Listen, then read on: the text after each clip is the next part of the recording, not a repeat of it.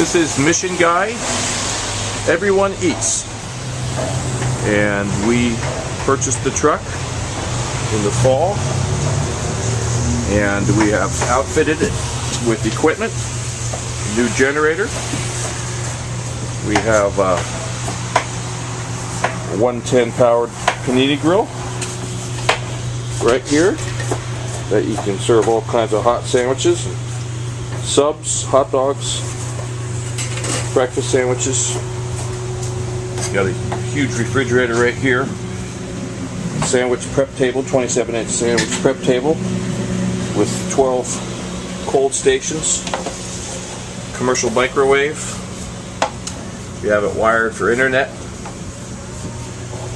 Beautiful induction stove top that you can cook soups and chilies and things, and then put it over onto the steam table over here, which is next to our Star hot dog cooker. Cooks 30 hot dogs at a time. Bun warmer below it. Here we're looking out the window. Sandwich, we're prepping up some food for tonight's dinner. I have a 3-sink system right here. Wash, rinse, sanitize. Dry holder.